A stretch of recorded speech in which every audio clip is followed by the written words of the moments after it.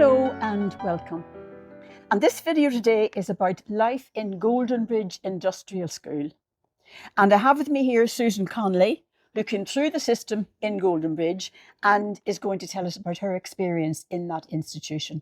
Susan, you're very welcome and thank you for agreeing to give the interview with us. Well, thank you, Eileen, as well, for coming to my home to interview me It's as lovely. well. You're very welcome, Thank yeah. you. So I want to start you off, Susan. You were a very well-travelled baby before you arrived in Goldenbridge. You were actually born in St. Kevin's Hospital in Dublin, now St. James's Hospital, That's right. in August 1957. That's right. Your mother was 14 when she met your father. She was 14, yes. He was 17 and she became pregnant at 15. She did, yeah. Went into early labour and at 636 days old, you were placed in St. Patrick's Mother and Baby Home on the Navan Road in Dublin. That's Can you correct. take us from there to where you got into Goldenbridge, please? Yes, yeah. The information I have, it's all paperwork, Eileen. So I only found out last November through this paperwork, through TUSLA, that I had been in St. Patrick's on the Navan Navan Road, Road, yeah. And it says on the document, unaccompanied child, 636 days old, brought to St. Patrick's. I was placed there for 2 weeks. Now, I have no memory at all course of you that wouldn't, time, yeah, too yeah. young, okay? And after 2 weeks then, I was made a ward of court and placed in St. Joseph's Industrial School for Girls In Kilkenny. in Kilkenny. Yes. Now, at this point, I didn't know I had a brother as well. I think he And may after have what been about born. your mother and all of this? That's a, I've always struggled with that question. It's one of those, for whatever reasons, the answers never came, and I put it down to the fact that maybe her silence and my father, because it takes two to make a baby. I think maybe their own backgrounds may have been, with trauma and their own lack of limitations, whatever. So I kind of never got the resolve I was always looking for. Because of their silence, I do put it down to their own pain and trauma. And documents being concealed as well and kept away from people. Well, So that's a big yes. part of it too. It never dawned on me that I had been in any other institution apart from the Sisters of Nazareth in England and then Goldenbridge. I had no idea until last year that I was actually placed in St. Patrick's. I'm from St. Patrick's to St. Joseph's. And then How did you get from Kilkenny to how did I- Goldenbridge? Yes, yeah. Well travelled, yes. You're back and Very well forth. travelled, yes, and I still like to travel. But it seems that a parent, I think it was my father, my mother probably had gone back to England. Now I'm kind of filling in little gaps myself and Yes. trying to understand how I got to England. But a court document says a parent removed me from the St. Joseph's Industrial School in Kilkenny Yes. and brought me over to England. And I think at that point my father had somehow got a job on the railways, and with that came accommodation. Okay. And in that accommodation, I think they tried to build a little nest, tried to make a go of it, perhaps, And for some reason, again, I don't know, we were taken from there and placed into the Southern Railway orphanage for babies. Who's the in wee, Woking. Susan, you and My baby brother. your baby brother? Yeah, That's Michael, wasn't it? this is David. David would be David, next in line. Yeah, David was David and then Michael. Yeah. Yeah. My mother had Three one of after you, there was three of us within quite The same quick- father? the same father. Okay. Yeah, the same father. So I think they ended up in Goldenbridge, Susan. Again, from the railway orphanage in Woking, I think in those days they used to seek the parents to pay a maintenance for Yes, the children yeah, who were yeah, boarders. Yeah. And when they couldn't find a parent, they would have to send their investigators out. And whatever area they found a parent in, they would transfer the child or children To that. to that area, okay? Because they didn't have the funds themselves to keep looking after children, because I don't think the state did it in those days. So for some reason, again, I don't really fully understand, we were removed to the Sisters of Nazareth. That's in Bexhill-on-Sea. That's In where my England. memory Still in seems to England. You're still in England. at Still this in stage, England, yeah. Bexhill-on-Sea. And I think it's around this time, 4 years of age, where my memory, my Then Yes, where you have an understanding of where you are, okay? And it's run by the Sisters of Nazareth. The boys lived upstairs. At one point, a little baby's introduced to myself and David. This is your new brother, okay? And then they're whisked off to the upstairs facility, and I'm downstairs with the girls. That's the way it was run. But we played together like during the day kind of thing with each other. But they ate upstairs, they slept upstairs.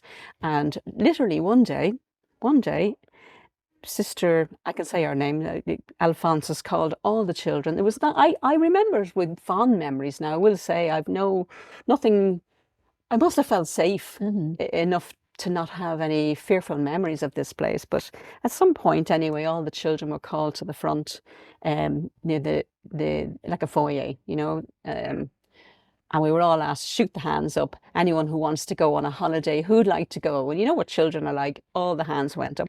And she picked the three of us, told us we were going on this adventure to Ireland. So you can imagine three little children, like, you know, just the excitement, you know, didn't care about my little friends that I'd made. We were going on holiday, and that's, you know, basically what it was all about for us. Our little suitcases were packed. They decided to have a little birthday for me because I was going to turn 5 after I had left. So they wanted to celebrate something while we were there, still as, you know, a little family, and then all the other little children and friends we'd made. So when you went to Ireland, you weren't taken straight to Goldenbridge, you know, you went to this little holiday place, first of all. We arrived during the summer, you see, so Goldenbridge would have been closed for the school holidays. Okay. So we were transported, like we travelled, it felt like, you know, a really long journey, because when you're small, like it was buses and taxis and a ship and trains. And we arrive anyway at St. Joseph's Holiday Home in Rathdrum. Rathdrum, it's just down the road from here, yeah. Kind of, yeah. Yes. So, but we arrived there, and you know, when children have a suspicion, we're dressed up quite nicely. I've long red hair. I know it's white now, but like it was a longish red hair. That's got you into a lot of trouble too. Proper. Yes. You know, I had a little statue of Our Lady, and on the bottom of it was a compartment to hold rosary beads. I didn't know how significant that was going to become. Yes. You know, the nuns had given it to me. I was holding it, but almost on arrival, like while the head nun is talking to the social worker, we were standing in what looked like a little dining room, and there were lay people, teachers. We call them lay people, like rather than teachers, because teachers I associate with schooling. Yes. Yeah, so these are workers, and they were having their dinner, and we're kind of like sitting there thinking, oh, any minute now we're going to have, you know, some of this roast dinner. And they just kept staring at us. It didn't happen. They just kind of kept bombarding us with questions and asking us to repeat things, because we had quite strong English accents as well. And it was like, say that again. What I use brother. It just kept on and on and on. It was like I was bursting to go to the toilet. I had that memory embedded. I was really desperate to go to the toilet. But then as soon as the head nun came in, the social worker had left. It was very, very confusing for 3 young children, because we're still waiting for the adventure. What's going to happen? Like, we're here. What's going to happen now? We did notice some children just kind of eyeing us over in the curious, very curious, and they looked odd to us. Very, very odd. They all had this butt haircut, and they just looked gaunt and miserable. Whereas in England, like, they'd have been coming up to you, like, and, you know, kind of being curious. But these children were curious from a distance, you know. So they took our lovely clothes. I remember my coat being removed and my little statue being taken off me, and the little suitcases we had. And in that suitcase actually was a birthday dress that Sister Alphonsus had given me, because it had been on a huge doll back in England. And they said, this is for you to keep. So I must have been very small. But I do remember it as a big doll. So that was all taken. We never saw those again. And we were just shoved out in the yard. I just went straight over to a tree, pulled my pants down, and just did it right there under the tree. I'm still that kind of person, like, you know. And you went from there to, you were taken from there to Goldenbridge. When the holidays ended, you went to Goldenbridge. Yeah, we were only in Rathdrum for about 2 weeks, because it was the end of the holiday. Then in Goldenbridge, you were given the number 85, Yeah. David was given 58, and Michael was given the number 23. Yeah, that's right. Yeah. And I didn't understand. you that were at all. told to pray for forgiveness for our mother's sins. Isn't it strange how they always pick on the woman, don't they? And then you called this lady Miss Azayed, and she said she would knock the devil colour from your eyes. That's correct. Yeah. Your green eyes, just Yes. like the devil's. Yep. Just like the devils. Yes. I And really then Miss Y, yeah. Miss Y, whom you called Miss Y. Your brothers had their head shaved. That's right. Yeah. And Michael, she commented on your hair, your red hair, again, the devil's hair.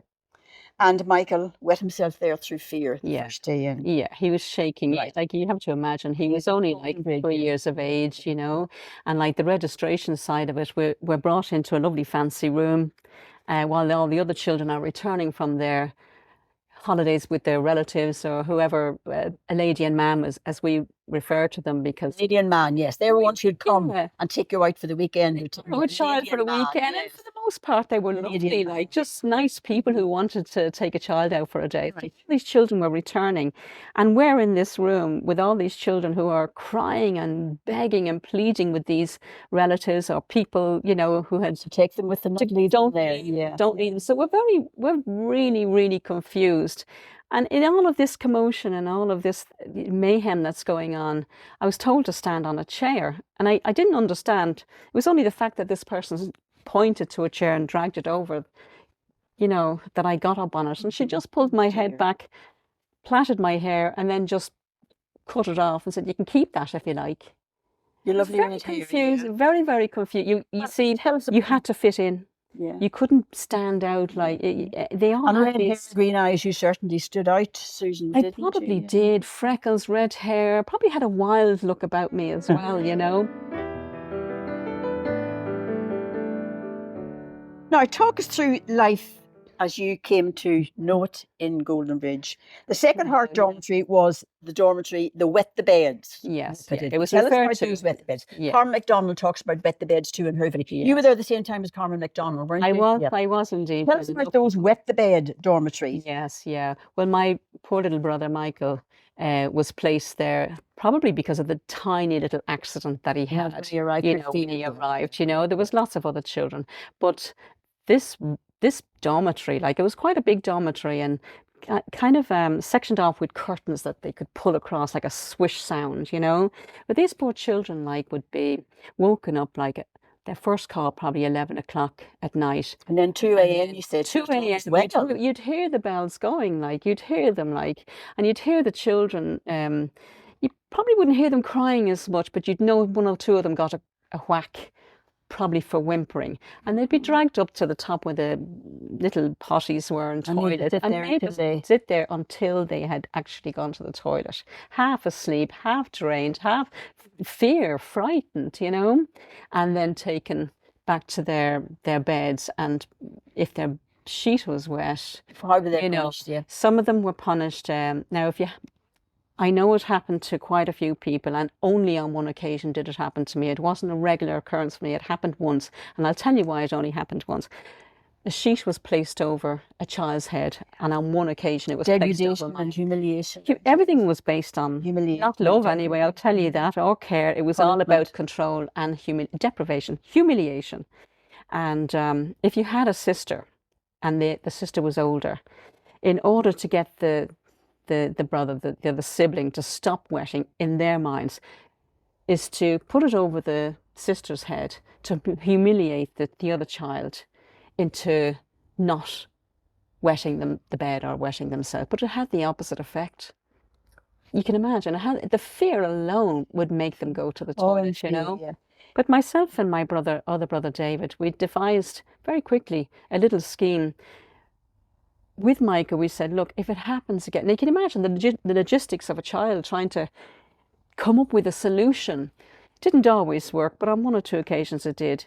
If he did wet the bed, and it was always out of fear, not the fact that, you know, it was always out of fear, like all of the other children. He would come, my dormitory was close to his, and he'd tug me awake and wet the bed. And sometimes David was with me.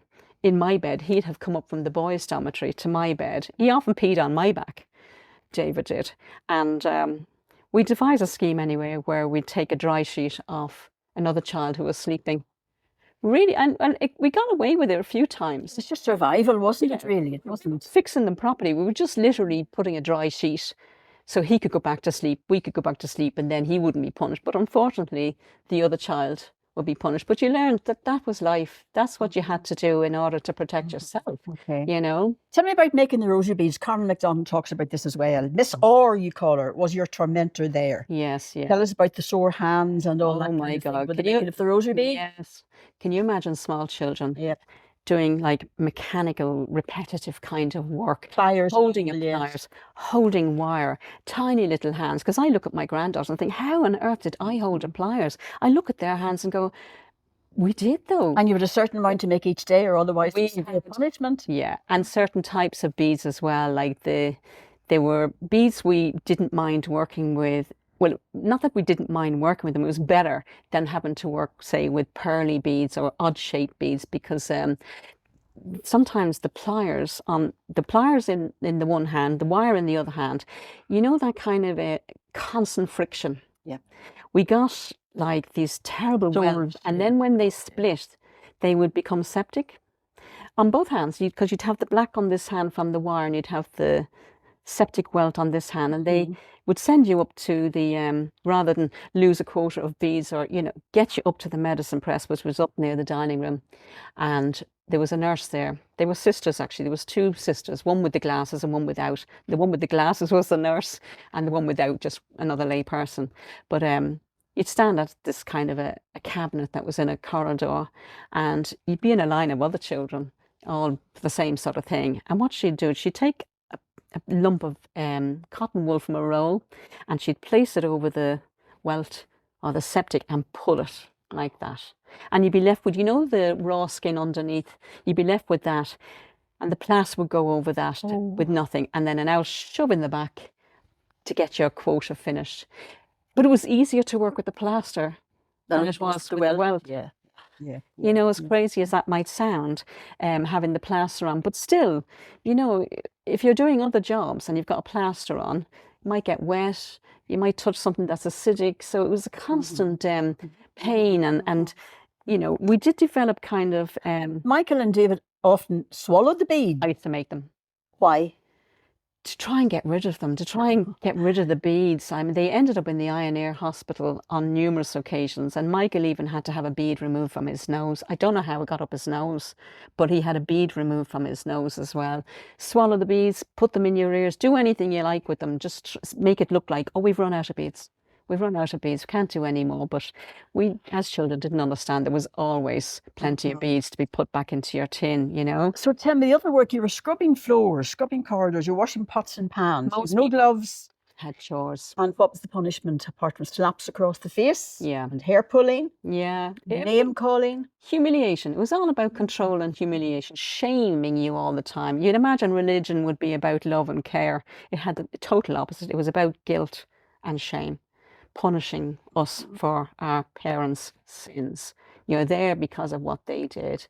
These little reminders all the time. Like, it plays havoc on your life for the rest of your life. That's the thing. It was the church that created sin, Susan. The church made up what sin was, and then punished people for committing that sin. Yeah. That was the good business strategy they had, making money. Making money. Made the sins. We didn't know that at the time. And then people committed them and they punished them. Yeah, and we didn't know that at the time. No. The money we made, actually, for the rosary beads being sold and everything else, bought the St. Joseph's holiday home in Rathdrum. The money we made afforded them the luxury of buying a holiday place, plenty of land. That place is still there today, although it's very derelict. Yes, very derelict. They've made a beautiful landscaped garden area there, as well, which is quite nice. But the tree I peed under. A bit just flourished, has it? It's as, yes. Yeah. It's thriving. It's as luscious as the day, because the first thing I know, I said, there's the tree. The tree. And my tree. You call it my tree. Well, I watered it. Yes, I watered that tree. I definitely did. Susan, when you were almost 8 years old in 1965, you were adopted, taken out by Lydia Mann, Yes. Mr. and Mrs. Byrne. That's not the real name. No. And Yeah. that was a wonderful relationship you had with them, wasn't it? Yeah, it was What actually. happened? Yeah. Now, it wasn't an adoption like that. No, it was fostering. Kind of fostering, like they could take you for a weekend. They could, if you got on well or they liked you, They'll keep you for a they'd while. keep you Yes. for a while, and they'd visit every weekend, take you out every weekend, and then if it was a summer holiday thrown in there You as go well, in, that was it was just magical. Yeah, and what I happened there? absolutely adored them. Well, I tell you, my very first two words when it was the first opportunity I had to go with a lady and man. I thought there was something wrong with me because I was never chosen. I don't know what. Well, you start to believe the green, the red, the frag. You start to believe all those things, that you're ugly and nobody could find anything nice about you. But this one day, I think the head nun couldn't find another child that day. I just happened to be in the right place at Oh, the don't right put time. on yourself like that. Don't say that. No, no, No. no. But that morning, like I was cleaning one of the rooms, and there was lots of little books in the front room, which we call the visitors' room. You know, the special room. Yes, You know, yes. inspectors could come in Oh. there, and we'd all Have a tea and we'd fun. smile. Yes, yes. Look how healthy we are, you know. But I read two words in that book: pristine and astonishment. I still remember the two words to this day. I had no idea what they meant. But Sister brought me up to the head nun's office, and there was an elderly couple there. Now, I call them elderly. They might not have been elderly. They could have, you know, to a child. But they just had a demeanor about them. There was something in their eyes, you know. And I remember the gentleman kneeling down. He said, "Don't be frightened," and kind of put the hand on my shoulders. And I went, "I'm pristine and astonishment." And I think it just made him laugh. And I think that was the ice. Bonding. That was in that moment, I don't know what they said. It ends so suddenly. Do you know? You I never find out why it never. ended so suddenly. Just know. suddenly ended. Yeah, you know, when you get older, you know, I in a child's mind, I was going to them. It felt like a long time. It probably wasn't. It was only probably a few months, but it felt For a like, child, because yeah. a child, a day is like a year, you know. But the time I was with them, I loved going. I would stand on that chair in St. Philomena's or St. Patrick's, looking out the barred windows. them to And come. as soon as I'd see that Volkswagen Beetle coming down the drive, you know what, I could have squeezed through the bars just to get to that man. He was lovely. And he always had a comic on the passenger seat For you. I think, just to keep me quiet. I think I might have been a bit of a, you know, a chatterbox, you know. And in my desperation as well for them to keep me, I would make myself more adorable, Yes. or, you know, happy, whatever. But just one day I was ready, and I was standing on that chair, and Nobody came. the clock, you hear the clock gets louder and louder and louder, and it's like you know, but you don't know. You live in hope all the time. They'll still come. They'll still be here. It doesn't matter. I don't care if he turns up at midnight, kind of thing. I'm still going to be here waiting. And the other nun came in and kind of sniggered at me, like, "Get down off that chair." She said, "You know they're not coming." How would I know they're not coming? And they never came again. It was just... You've never seen them since, sir? No. You see, you get on with life, and you shut down. You don't, you just get used to this feeling of rejection and abandonment, and you just get on with it. And not only that, there's no room to complain. You can't talk to somebody, you can't process it, because nobody explains how to process it. You're too young. You know what I mean? And there's jobs to be done. Every day between 3 and 4 o'clock, tell us what happened below the windows. Okay. Well, this is where, you know, this And again. Colin MacDonald told us the same thing. Yeah, we call it the scrap. The scrap. Okay. A bell would go off because there was plenty of bells. Plenty of bells. You're Plenty of bells. by bells, yeah. Bells and rituals and routines. But we knew, it's almost like we knew the bell for such and such other certain time. You just know this is for the scraps. And we would gather in the yard, and we'd be hovering under the window, and everybody's scrambling for their place, you know. And literally, they'd watch us and be calling it, "Look at the savages." But they say you call them savages, disgusting brats. They called you. Yeah, well, we behaved like that because that's exactly what they wanted to. I mean, we lost all sense of ourselves. Dehumanized. We were hungry. We were deprived. What else were we going to do? And that leads me on to the fact that during one of those incidences, for a crust of bread, I actually broke Joan's fingers. They call her Joan. Her name's not Joan, but again, for, you know.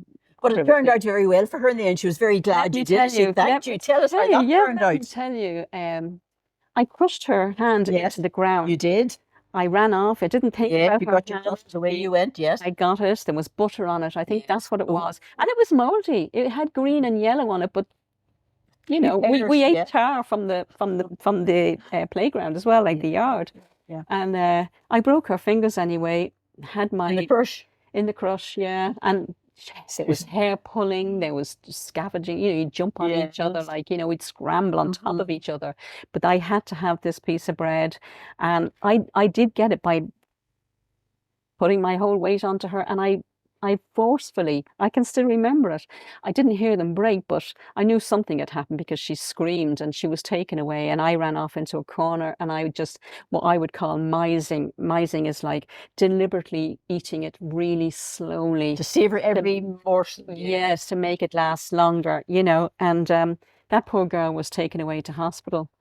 And I'm not sure she was gone overnight or whatever, but the rumor was around the dormitories, Joan is looking for you. And you can imagine, like, I've eaten the bread now, and now I'm thinking about that moment and what's going to happen. But she finds me anyway, the curtain goes back.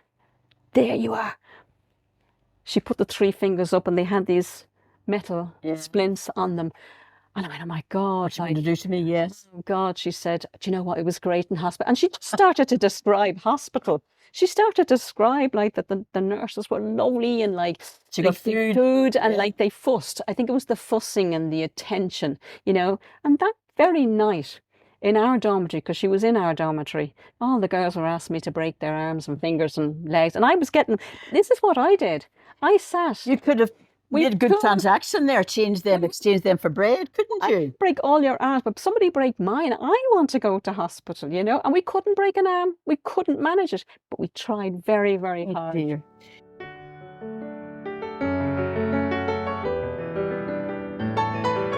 You also escaped.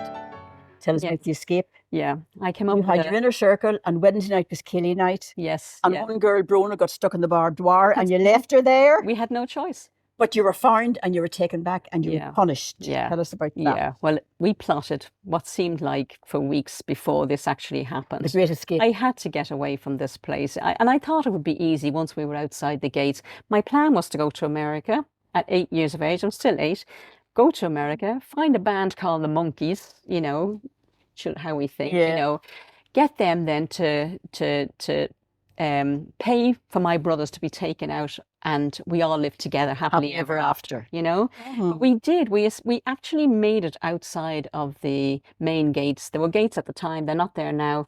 Down by the gatekeeper's house, that's still there. It's very derelict now. Yes. But we managed to get beyond the gate. I remember saying to the girls, we practiced a song called Little Mr. Patchy Britches, and we'd all take turns, and we had these imaginary maids, wooden things, imaginary ones with buckets hanging out of the end of them. I must have seen a photograph or something. And I said, you're going to be holding that.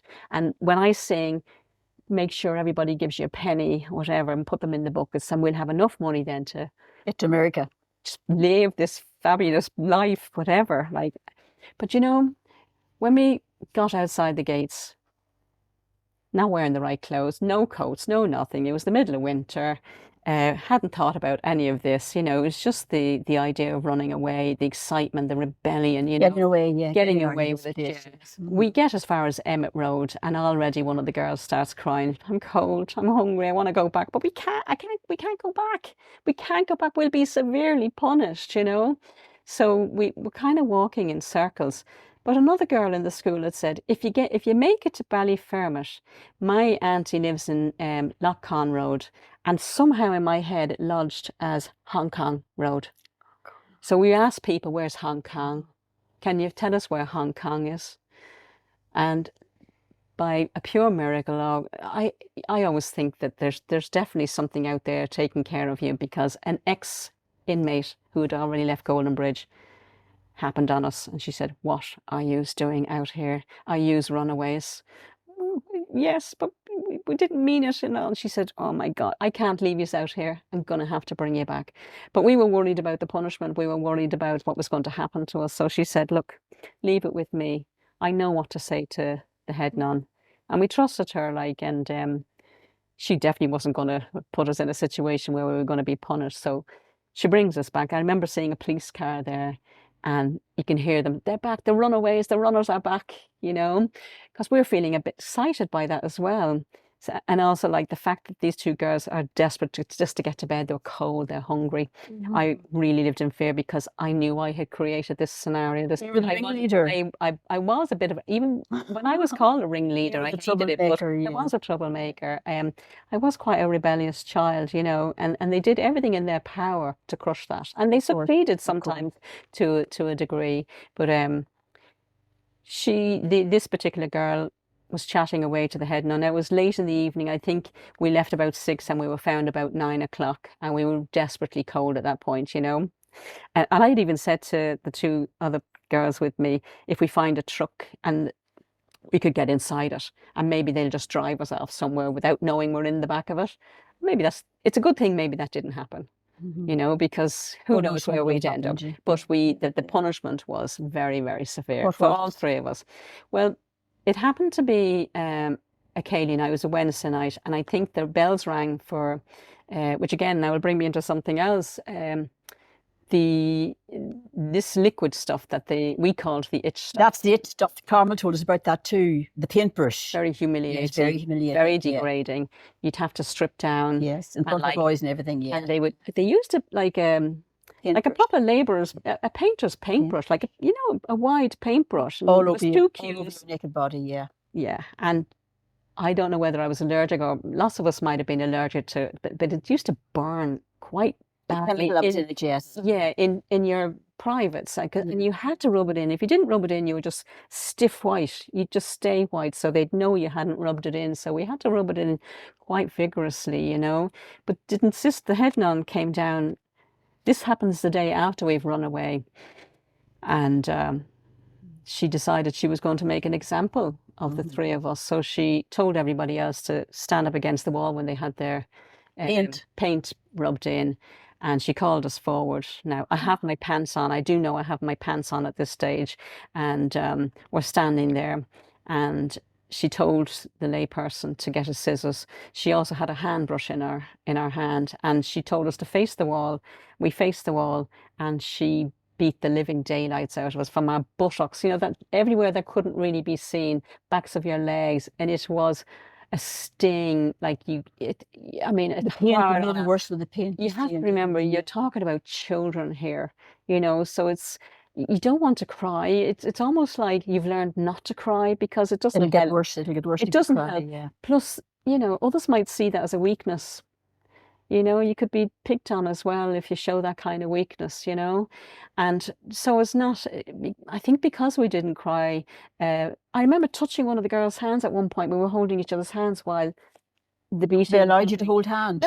No. I think she was in such a frenzy. Didn't even notice it. And her words were in unison with the slap, like, you will, that kind of method. So each one was harder than the next. So she's done that. We haven't, on our bear scale, we haven't really cried or anything like that. We're traumatized. We're in shock. And then she just said, like, you won't be running away from here again. And she says, you'll find out why now in a minute. And the rest of you said, she chopped our hair off. Like, it was actually nicer than the book cut. I will say it looked nicer than this thing we had. It was just random, you won't be running away from here now, will you? And let that be a lesson, she said, to the rest of you, seeing what happened to us. So you can imagine, it did, play on people's minds, like, I don't want that to happen to me. And you didn't run away again, Susan? Are you joking? No, I never did.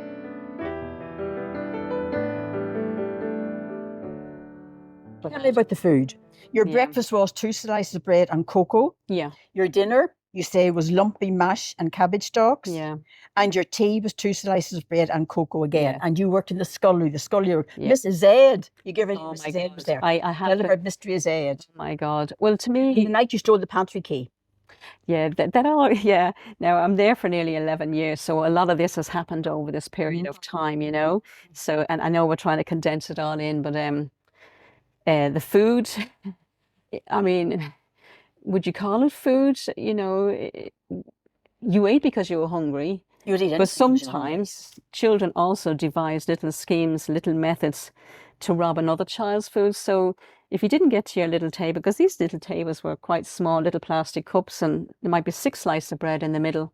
And if you didn't get there quick enough, you'd your have bread was scavenged for gone. the bread. Yeah, so your bread could be gone. But the poor wee ones, the young ones, the wee vulnerable ones, these guys wouldn't have got anything. We learned to Survival. you know, you Survival became instinct very kicked of in, us as yes. well. You knew what to do. The same with the rosary beads. Like we used to rock backwards and forwards, and I'm not sure if it was comfort or just speeding us up, but a lot of us used this technique to, you know, to make it feel like we were making the rosary beads much faster than we were. And you were attacked by Miss Zaid in the pantry key episode, weren't you? Well, I was attacked by her on numerous occasions. Like, she just took this dislike to me, and I believe it's because I didn't have any relatives coming in from the outside. You were able to do And that. I had showed my fear to her in the very first days that I was there. You give it away. So she remembered my face. She remembered my hair. She Since remembered she attacked you, what did she do to you? On one occasion, I was in a dining, when the dining rooms had been changed into little prefab dining rooms and we'd been sectioned off. I was asked by the layperson who was in charge of my group to go and check and see what was holding up the trolley getting to our dining. And I didn't want to go because I knew she was in charge of the trolley, but she said, just go and do as you're told. So when I'm walking towards the main dining room, I see one of the girls pushing the trolley. So I'm relieved, very relieved. And I just said, my layperson, I'm not using her name deliberately, of course, told me to ask what the hold up is. And that's all I said. She said, we'll be there soon. I just went back. I sat at my table and my back was to the dining room door. And out of nowhere, I don't even know what happened. I went flying from my chair straight to the floor. She straddled me and had a butter dish or something in her hand. I think it was a butter dish.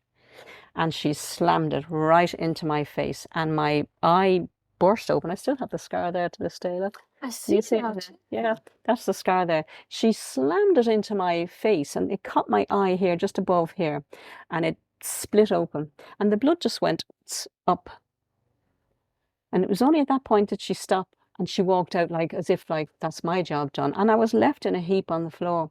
The person in charge of us gave me a cloth and said, hurry up, wipe that up. Almost like didn't want to get involved in this. And sit back up at the table. And I had to sit, and I remember squeezing my eye together like this. And I know I was in shock. I should have been sent to hospital. I should have had stitches. I was traumatized after that. It was deeply traumatizing. Nobody, even God love them, the poor children all went quiet. It was best to go quiet. You just, you know, you can't disappear in the background. Yeah, you know, and then so anytime I had to work under her, Sarah, I was already in dreadful fear, dreadful fear.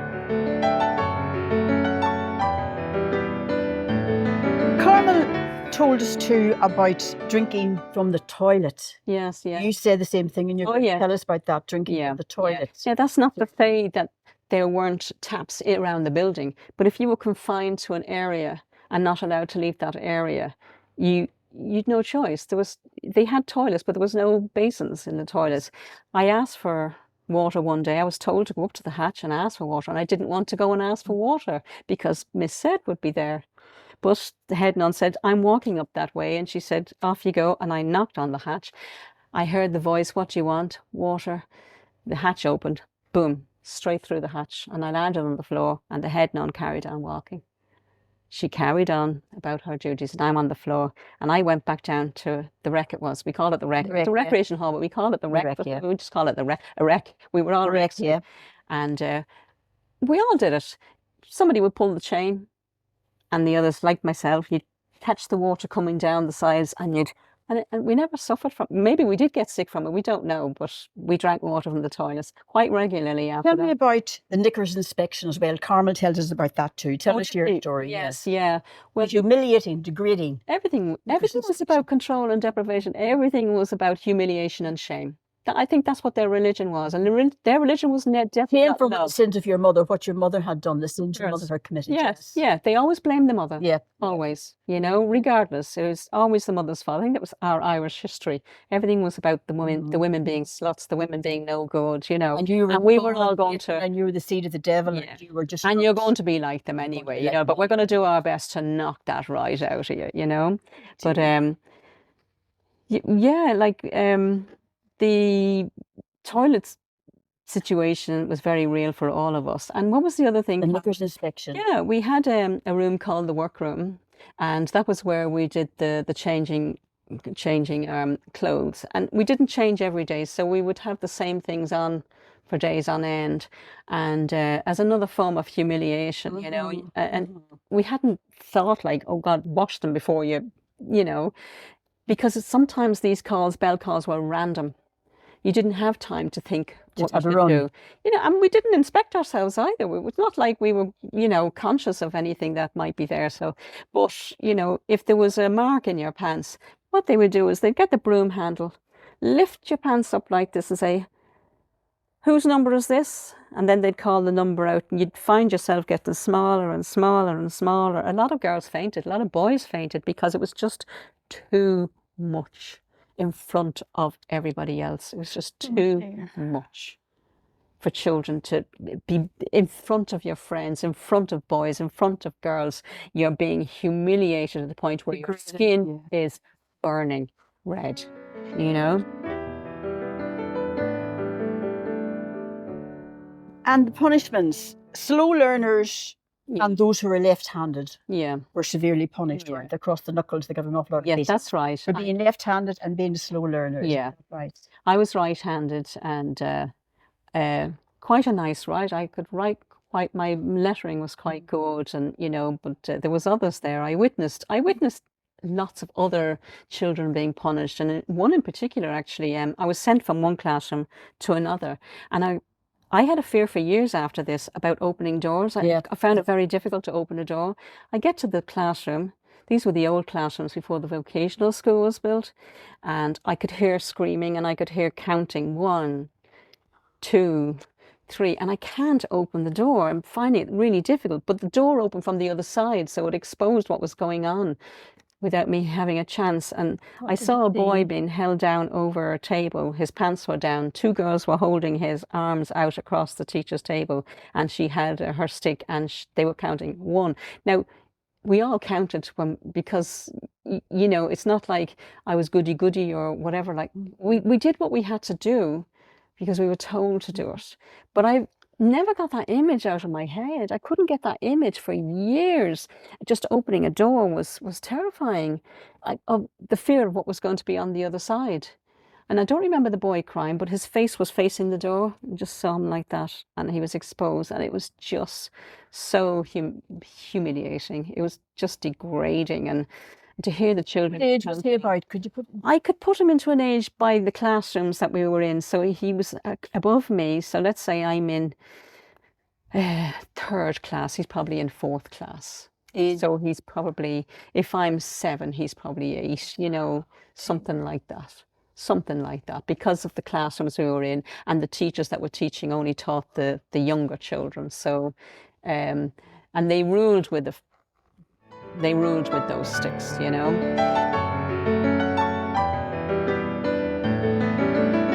You made your confirmation there, didn't you? I did.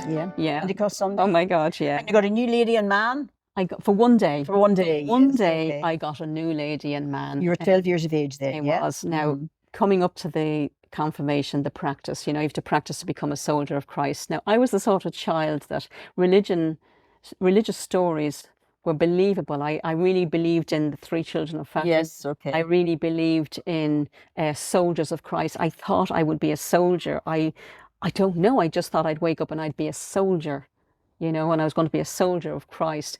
And she brings in a big brown box anyway, and she starts taking things out. We're all lined up, and, you know, you've got black hair, that's a good colour for you. You, red hair, green eyes, their green outfit goes with green eyes, you can have that. And regardless of whether they fit you or not, my skirt didn't fit me, it was too big, so they had to get a big pin. And put it into a knot at the back here, and it was twisting around my waist, and it was itchy. It was a tweedy kind of stuff. Well, she took out this hat, and she said, "Don't you be putting your face up this. The girls here, this has been worn for the last 30 years. You should be proud."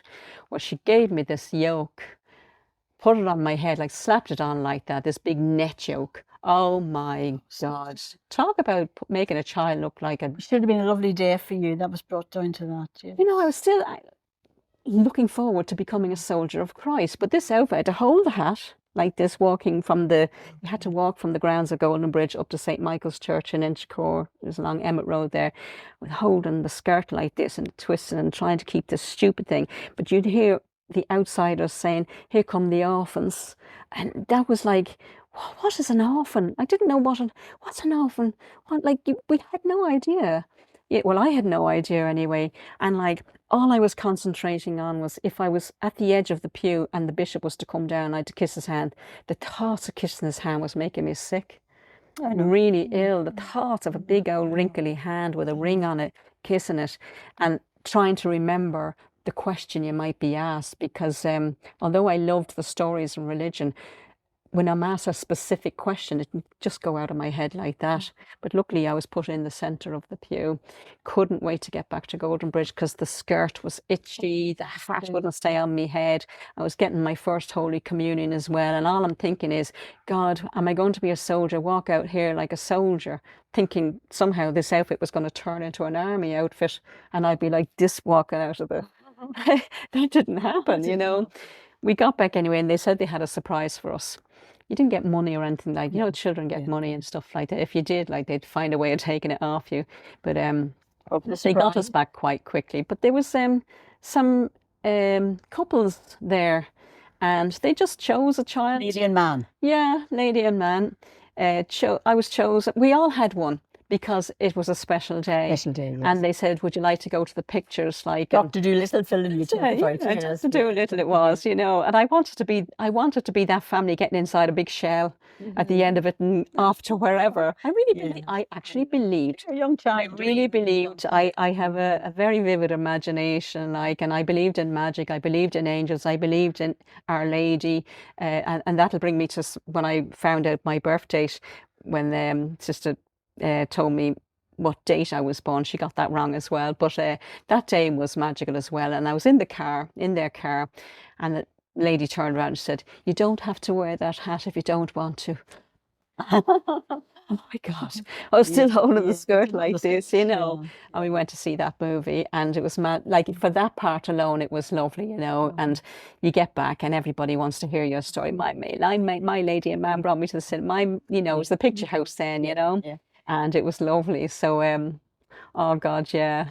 Susan, you have your book coming out very soon. Echoes from the Dormitories, it's called. It's coming soon. Well, so I don't want to give away your whole story. Oh, no, don't. No. But I want to move you on now. Your father appeared again in December 1967. Yes, to tell you had a new mummy. Yes. And then, don't tell us too much. No. You got involved in his life. He became an alcoholic and abuse and all sorts of abuse. Well, I won't use the word. I won't tell you too many. Yeah, I won't say too much. But on the documentation that I have, I don't think they intentionally took me out for that reason. But that's the way it turned out. That's the way it turned out. It was more of a case of the head nun saying she'll make a good babysitter, and it became that. You know what I'm saying? So I was 10 when my father came back into my life, and you know.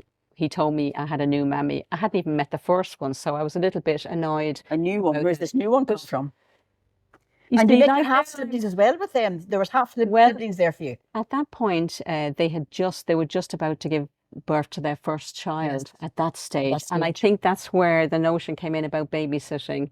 You see, the connection for me is there. They're having their first child.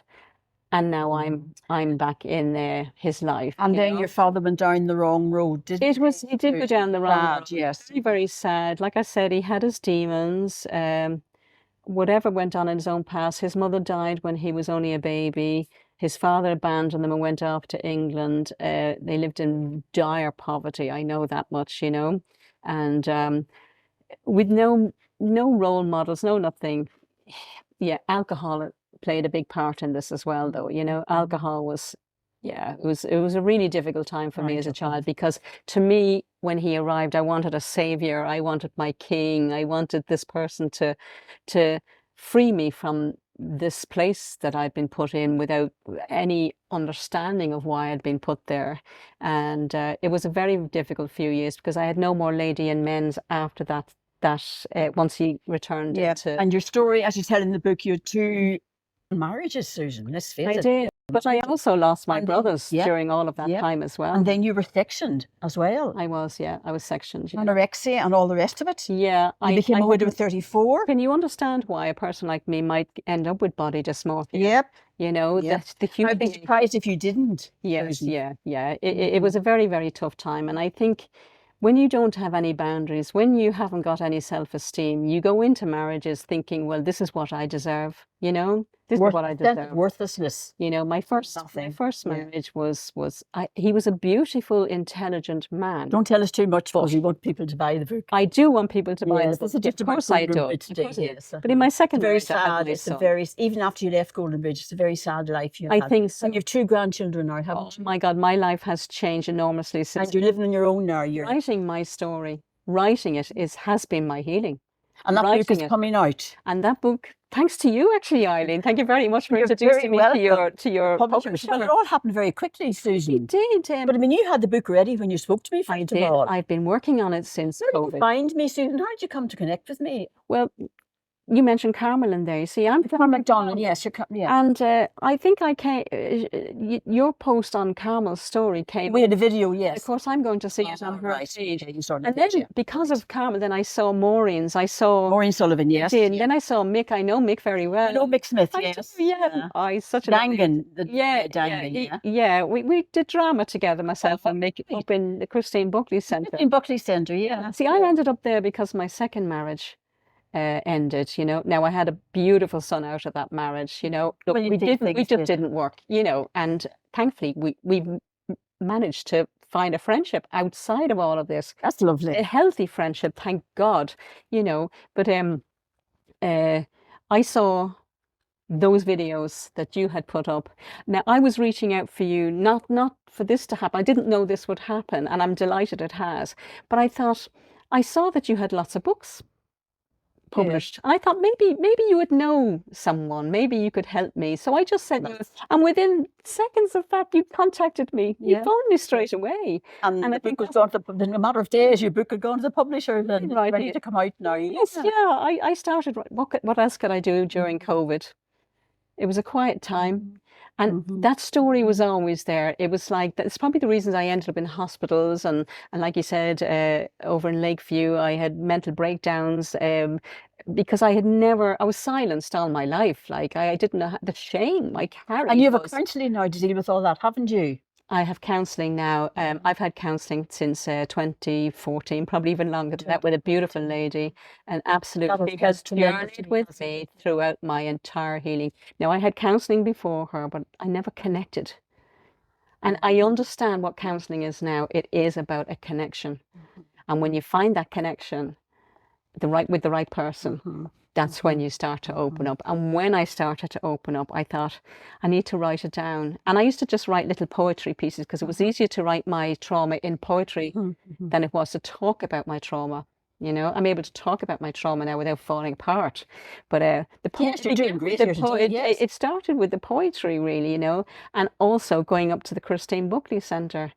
I just said, I need to go somewhere. I need to be somewhere when the marriage ended, because I felt like I'd lost all my my social circle, you know. So your identity, even your identity. Yeah, I lost my identity. But like, I just went up there one day and stayed.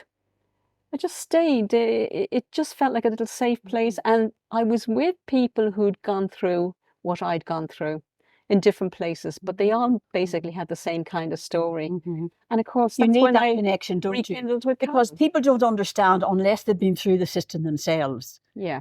You know, you need to be. Could you imagine me trying to tell this story before any of this kind of was out there, you know, in the media, whatever? I think I tried to in the past. When I was in hospital, actually, after my first husband died, I tried to tell them, but they brushed it off as a Time wasn't right, Susan. know the Everything time was not happens right. in the right time. Yeah, yeah. Well, look, Susan, I wish you every success with your new book coming out. Thank you very much. Everybody look out for that now. It's called Echoes from the Dormitories, Susan Connolly. It will be on Amazon, I would say, within the next few weeks or so. Please God, please God, yeah. Every success for that. Thank you very much. And you tell not just about Goldenbridge, but the rest of your life, which is also horrific. Yes, how it impacted me. You have survived, Susan. I don't know. You're a miracle. I think we're meant to be here because we were silenced for so long. It's our voices are being heard now through yourself. Well, we do our best. But it's because of people like yourself and counsellors and, you know, and professors, academics say, they're helping us to find our voice. But we have voice. And every story that comes out helps everybody else because they need to be got out. You can't, it's a dark period in our history and you can't close your eyes and ignore it. And I want to say to every survivor out there, you all matter. Yeah, you do. And you all have a story worth hearing. You all have a story. Some of you might not be able to tell it, but we're all going to tell it anyway. You know, the unit, we can't keep it down anymore. And the fact that so many people are telling us the same stuff, that means, you know, you couldn't all be making it up. That gives us more validity. Oh, yes. Authenticity. Yeah, because we're not in each other's lives. Right. We don't live in the same part of the country either. So, Susan, thank you very much for all of that. You're welcome. And I say, I wish you every success with your new book. Thank you. Thank you very much. Thank you all for watching. And until we meet again, namaste. Namaste.